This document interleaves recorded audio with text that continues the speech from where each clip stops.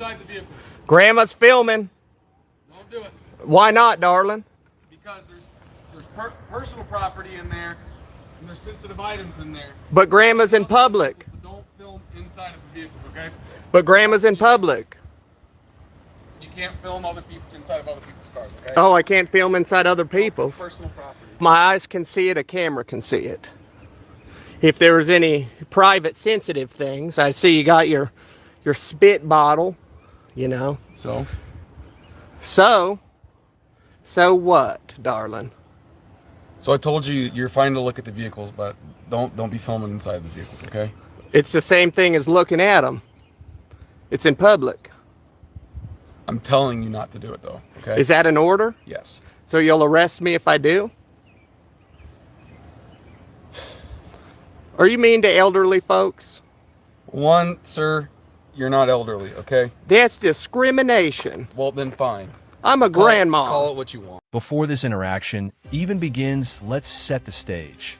Because what you're about to watch is a textbook example of how knowing the Constitution completely flips the power dynamic. We have a self-described grandma standing on public property, holding a camera, doing something that is 100% legal. No crime, no threat, no interference. And yet, an officer decides to turn a peaceful situation into a constitutional showdown. This isn't just about filming police vehicles.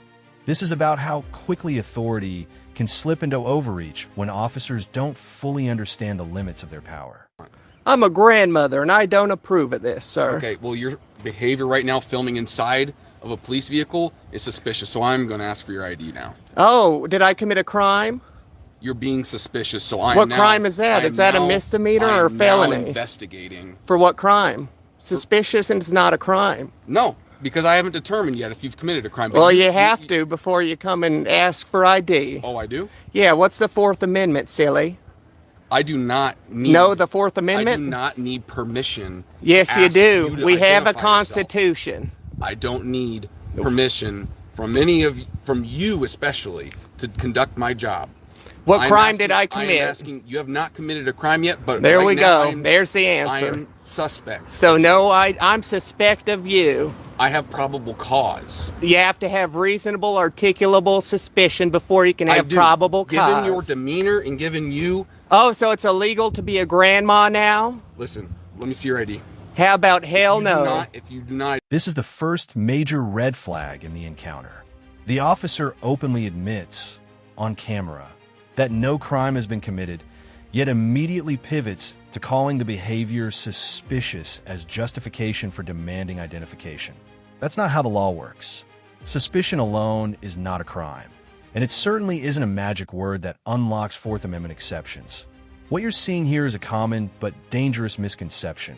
The belief that officers can demand ID simply because they feel uncomfortable or curious. Identify yourself, I will place you under arrest. All right, then arrest me, because that's a Fourth Amendment violation. Put this down. Oh, I'll just hold on to it. If you... Why are you being difficult? Why are you trying to violate my Fourth Amendment rights? You're intentionally goading and antagonizing. And antagonizing what? Standing on public property? You just said I could look inside. This actually is not public property. Yes, it is. Where's the signs restricting? And you just gave me permission to come. Private property is not a police station. Who pays for it? We the people. You had an oath swore to uphold the Constitution, yet you're trying to violate a grandma's rights. No, I'm not. For filming, because she doesn't want to give you ID because you said she committed no crime. You have to have reasonable, articulable suspicion that a crime was committed, is about to be committed, or already has been committed. What crime did I commit? And you said none. Yeah, where does that from then? What do you think? What Iowa code? What do you think? What Iowa code? That's your job. What Iowa code? What's the Fourth Amendment? What Iowa code? What's the Fourth Amendment? Amendment? You swore an oath to the Constitution. That's your #1 job. I am not. And you're over here trying to violate my rights, standing in public videotaping. No, I'm not. There's zero... Here's where the encounter turns from uncomfortable to outright revealing. The Fourth Amendment is mentioned, and instead of grounding the interaction, it exposes a glaring lack of understanding. The amendment doesn't require citizens to seek permission to exist in public, to observe, or to record what their eyes can already see. It protects people from unreasonable searches and seizures, including being detained or force to identify without legal justification. Notice how the subject stays focused. She doesn't insult first. She doesn't escalate physically. She simply insists on constitutional standards. What's private information besides your spit cup? You're intentionally videotaping, being nice, being cordial. Your little viewers here are probably getting a real kick out of this, aren't they? I don't know. You ask them. You could look in the camera and say hello. Hi. You know how many people are watching you right now trying to violate a grandma's rights? What right have I violated? My Fourth Amendment. What do you think the Fourth Amendment is? Have I violated to be secure in my persons and I'm not gonna sit papers. here and argue with you. Okay? Well, then violate my rights. That's up to you, but you're getting a lawsuit if you try. Listen. No crime was committed, and you need that to get ID. That's end of story. If you don't like grandma filming, yes, you do. No, I do not. You need reasonable, articulable suspicion of a crime. So what crime is that? You said there is none. You know what an investigation is? Yes, that's what you conduct if you determine if there was a crime. And you determine there was no crime, so you just failed. Grandma's smarter than you. Okay, grandma. It's true, and you know it. You could go ahead and violate grandma's rights all you want. It's going to be bad on you. If you need... This section is a masterclass in how property confusion leads to unlawful commands. The officers suggest this isn't public property, yet can't point to signage, boundaries, or legal authority supporting that claim.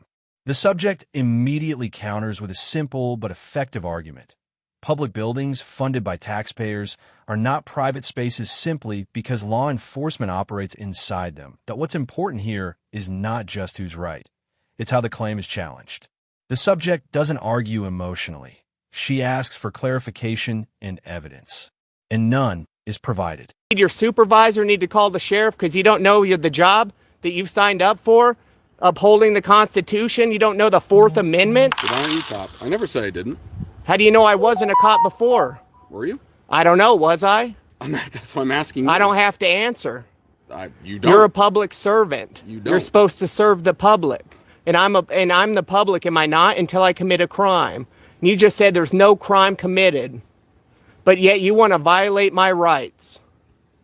Have I? My First and Fourth Amendment. I never you just said that you were going to place me under arrest if I don't give you ID. That's my Fourth Amendment right. Grandma doesn't back down from shit. I don't care if you back down or not. Well, then you're going to have fun in court.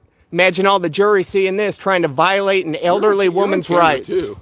Yeah, they'll see that and they'll be like, wow, this grandma's been very polite and cordial with you. And you came up, said there's no crime being committed, yet you demand ID. Do your investigation then. For what crime? Reasonable, articulable suspicion. That's what you need. Grandma's a war veteran. You understand that? Grandma actually fought. By this point, the officer's frustration is obvious, and frustration is often the fuel that turns a lawful encounter into a civil rights violation. Instead of de-escalating, once it's clear no crime exists, the pressure increases. Threats of arrest reappear. Accusations of antagonizing surface. But standing your ground is not antagonism. Asking questions is not obstruction. Recording in public is not provocation.